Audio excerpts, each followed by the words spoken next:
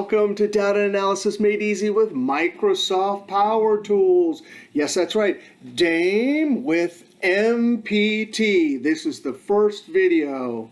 And in this first video, we're going to talk about data analysis terms, and we're going to preview every single tool. That's right, Excel, Power BI Desktop, Power BI Online, Dataflow, which is Power Query Online, Power Query, and the four functional languages, M-Code, Worksheet, DAX, and PivotTables. And of course, the end result, that useful information, reports, visuals, and dashboards. Now, as always, you can download all the files that go along with this video in the zip folder below the video. Now, we're going to start off in this Excel file with 3 tables, but I want to jump over to the PDF notes and start there. Now, in this first video, here are the topics. We're going to cover data analysis terminology, and then we're going to look at each one of these tools. Now, on page 2 of these PDF notes, we're going to start with the very basics, because if you don't know what a table is and what columns and records are, well, you can't do data analysis. Now, all of you have been through prerequisite classes where you learned all about this, but guess what? Most of the people in the world do not know how to keep data properly in a table. And of course, that's a problem, because this table structure, both the fact table and the dimension table, well, we have to have those structures if we want to analyze the data easily. Now, what is the definition of a table? Well, tables have field names in the first row. They're also known as variable names. Those names describe the content in each column. This table, this fact table, represents transactions for a certain number of units where we sold crates of a particular fruit. So really, at its essence, a table definition is, hey, field names in the first row, records in subsequent rows. Now, this is called a fact table because it has the facts that we want to measure. When we create metrics to gauge performance, we're dealing with some number and text sometimes in a fact table. Now, we only have one fact here, units. But of course, since this is a fact table and it has what's called a foreign key, a product ID, over here we have a dimension table. A dimension table always has a unique list in the first column called a primary key. And the primary key, since it has a unique list, has one of each. Now, we're going to have most of the time when we're building data models a one-to-many relationship, because over here, of course, we hope that we sold lots of those products. Now, this is a primary key. This is a foreign key. That foreign key exists so we can create a relationship between these two tables, either with XLOOKUP function in the worksheet, relationships in the data model, either in Power Pivot or Power BI, or the merge feature, which does a join in Power Query. So primary key, foreign key, and then of course in the dimension table we have the primary key and then attributes for each one of the entities in this primary key column, such as the product name, the crate price, and crate cost. So that means in our fact table we're always going to have some facts and some foreign key attributes. Now, these foreign keys will allow us to connect to our dimension tables to either do things like, hey, I need to pull this price over here to calculate total sales, or we're going to use the attribute product to slice and dice our reports and visuals. Now, the other thing that's very important about tables are data types. Now, in the Excel worksheet, you can have a column with whatever you want. Numbers, text, logical values. But when we get over to proper tables and columns, we want to make sure that the data is consistent. So that's where data types come in. If we have text, we're going to define it as data type text. If we have numbers, we're going to say number or date or logical, and we'll see lots of other data types in Power Query. Now, if we go to the next page, we want to talk about the concept of grain. Bigger grain, smaller grain. It's just like going from a rock down to the little bits of sands or grain. Now, this is an invoice level table. there's a single occurrence of the invoice numbers, and the facts in this table are for the entire invoice. Shipping cost for the whole invoice, invoice discount, that's for the whole invoice. But oftentimes when we have an invoice, we have many individual line item sales. We have 3 repeats of this one invoice number and 3 different numbers. But if we take the line item units, the quantity for each, and add them up, bam, we get an invoice level total for total units. So the way we refer to that, because these are facts and so are these, we say, hey, the grain over here is bigger than the grain over here. Now the reason that we have a term like this, and the reason that we even have to consider this, is because what do you do if you get 2 fact tables like this, and you have some attributes attached to this one and some to that one? Well, you're just not going to be able to make the reports you want. Now later in the class, we'll use the amazing Power Query to convert the total sales grain fact table to the line item sales grain fact table, and we'll convert it into a single table. Here's another example over here, right? You have yearly total and monthly total. Well, you can guess which one has the bigger grain? Well, certainly year. The total sales gets broken apart into the smaller grain monthly sales. Now let's go to the next page. Now let's talk about where we get our data. There's something called an SQL server database. SQL stands for Structured Query Language, the most common computer language for building databases and querying them. Now here's the thing, we're going to be using Power Query and M-code to get and transform our data. But an SQL Server database is much more efficient than M-code at doing just that. But luckily, Microsoft programmed M-code, or actually the user interface generated M-code to build the SQL query for us, send it back to the SQL Server database so it can run it more efficiently. Now, why does that matter? Because when you're dealing with big data, if we can get the SQL Server database to do all of the work for us, things will work more smoothly, more quickly, and more efficiently. Now, I just mentioned that because this is a very common place for data to be stored in the world. This is a picture right here of the SQL database that I built for us to use in this class, and we'll get to connect to it later. Now, on the next page, we want to talk about the Columnar database. Now, this is not the original source data that we go to import. This is what the data model does to big data, or any data that we import through Power Query into the data model. It actually creates a Columnar database. And what it does is it takes a bunch of data and it compresses it into a small amount of data. And that matters because if we have big data, the data model will take it, compress it, and then it's easier to work with.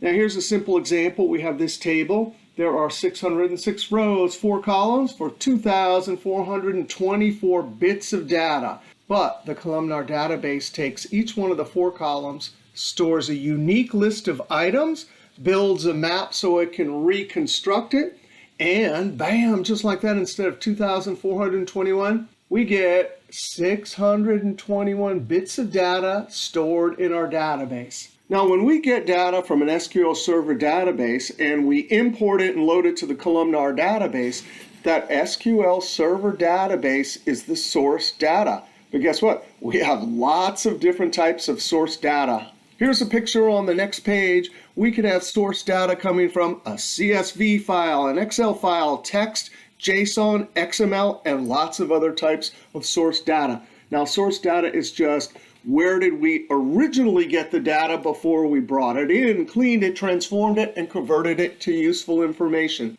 And when we say data destination, that means from the source, where are we going to load it? Now I jumped down to page 8 so we can distinguish between different types of source data. When we have an on-premise file, that means we have a file like XLSX or CSV. They come from our computer and we load them into whatever solution we're building. That's different than an online source like an SQL Server database or a website. The difference is when we're connected to an online source, wherever we move this, as long as we're connected to the internet, there's still a connection between the source data and the solution.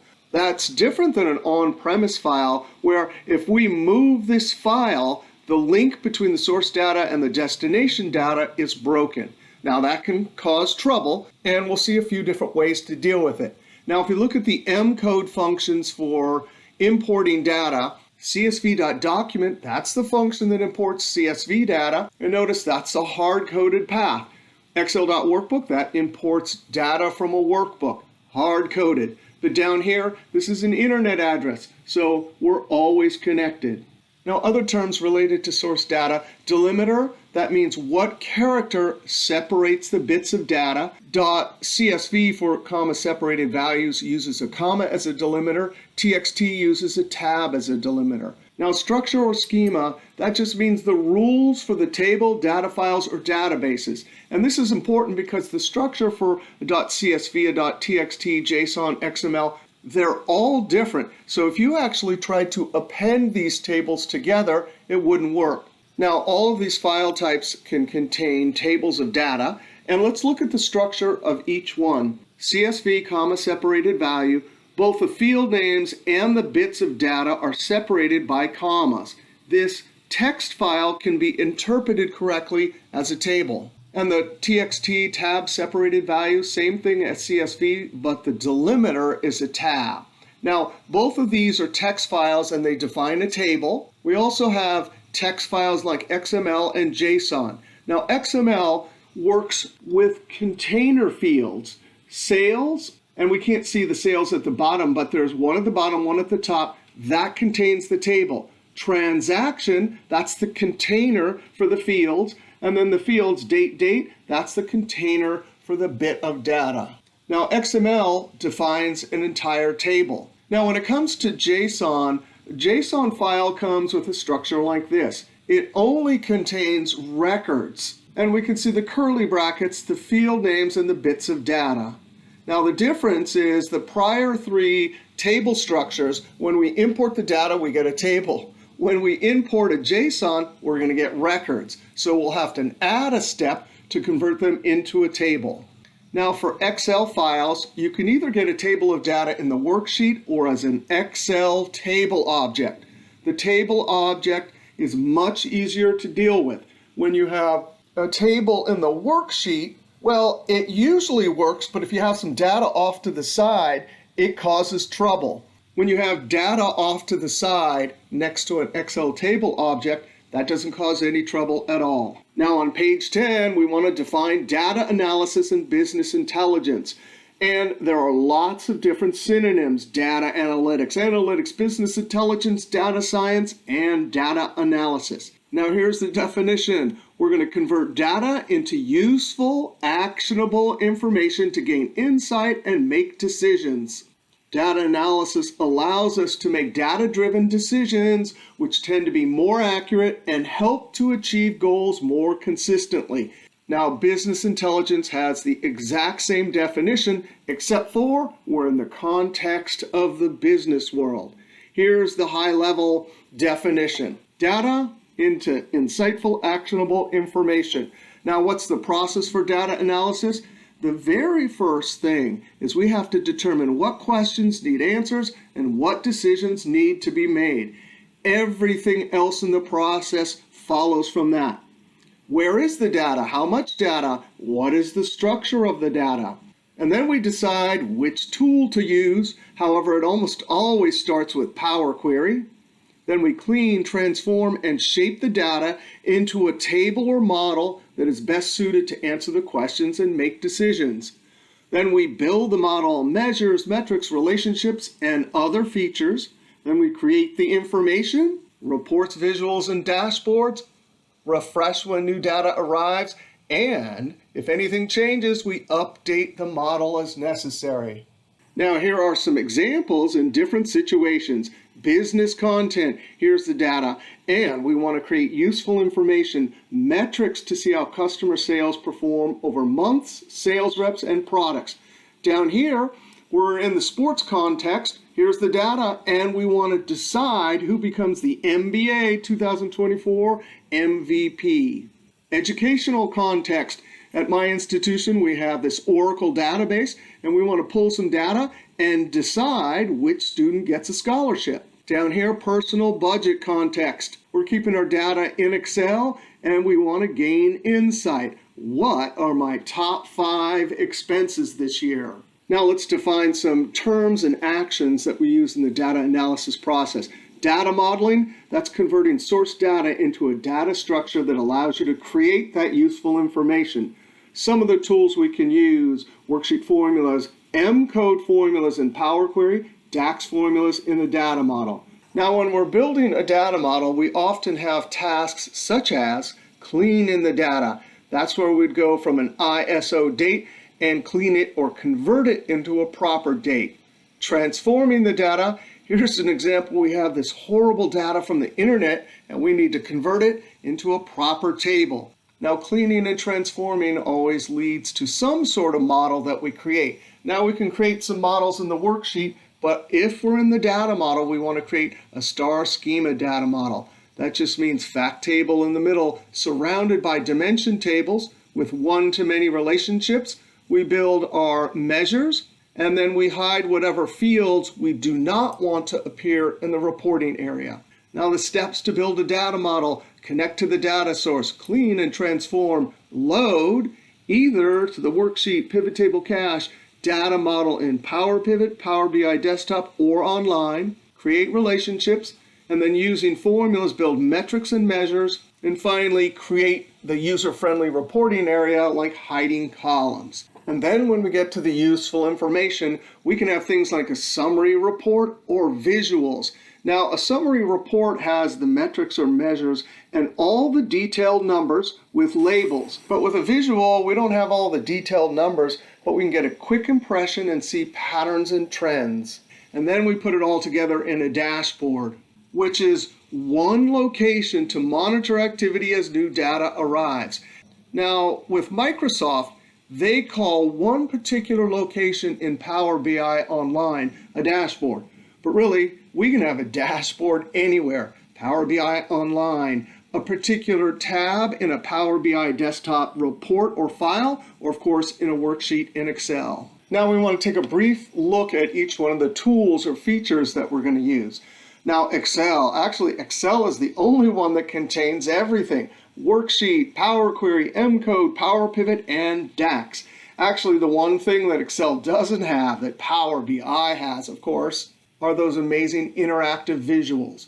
Now, the hallmark of worksheet formulas and what makes them different than M-code and DAX, well, with worksheet formulas, they instantly update when the source data changes. No refresh needed like in Power Query or the data model. Also, you're not confined to structured data such as tables and columns as you are in Power Query and the data model. In Excel, you can reference anything: cells, ranges, columns, and tables. And of course, in the Excel worksheet, you have the freedom to incorporate any part of the worksheet or any feature. Now, if we think of the hallmarks for Power Query and M-code formulas, well, first, Power Query is a case-sensitive function-based language called M-code that allows you to connect to any data source and make any transformation. And what makes M-code special is that it allows you to work and transform data structures like tables, files, columns of files, tables, records, lists, databases, and all sorts of other data structures that the other tools cannot deal with. And an amazing thing about Power Query and M-code is we can get the user interface to write almost all of the code for you. Or we initially get it to write all the code, then we go in and change it where necessary. And it memorizes all the steps in a query and allows you to go back and change or edit any step. Now, the third functional language is the PivotTable feature. Most people don't think of pivot tables as a function-based language, but that's exactly what it is. It has 11 aggregate functions and then all sorts of amazing show value as calculations. And the hallmark of pivot tables as compared to the other functional languages, pivot tables are easy. And get this, most of the things we do in analytics are summing, counting, and calculating percentages. And that's exactly what the pivot table does best. Now, the fourth functional language, DAX formulas, occurs in the data model in Power Pivot, Power BI, desktop, and online services. And there's two things that distinguish DAX formulas from the other functional languages. The first is it works directly with the Columnar database to allow calculations across big data. The second thing it does is, get this, it can generate tables of data at any grain internally in the formulas. And what that does is it reduces the complexity of calculations. For example, if we calculated average daily sales from a transactional data set, in the Excel worksheet, we'd have lots of intermediate steps before we got to our answer. But in DAX, we just create a single formula.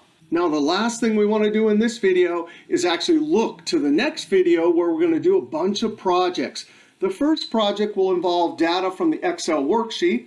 We'll use worksheet formulas to do the data modeling. Then from that data, we'll create a pivot table. We'll see dynamic spilled array formulas to create a report. And then we'll see the amazing, perhaps the greatest function ever. We'll see the group by and pivot by function. The next example, we'll take data, run it through Power Query, but instead of loading it somewhere and creating a report, we'll create the report in Power Query, and we'll get our first look at an on-premise file error.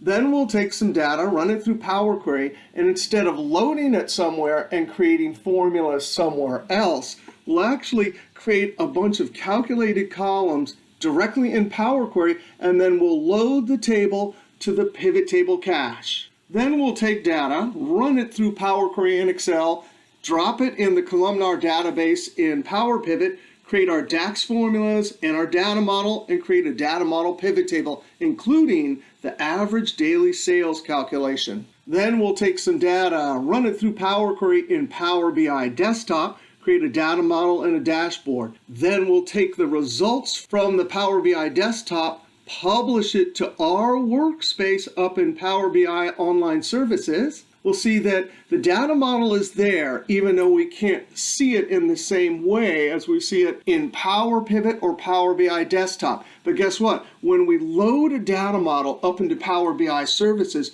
we're allowed from Excel or Power BI to access this data model called a semantic model from any one of these external tools.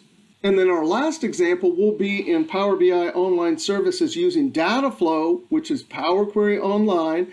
We'll load the data into our workspace. This is Power Query. We'll clean and transform the data and save it. But get this, Dataflow is both Power Query and it's going to be the source data when we get to external tools like Excel and Power BI Desktop. All right, that was a lot of fun in our first video for data analysis made easy with Microsoft Power Tools. All right, we'll see you next video.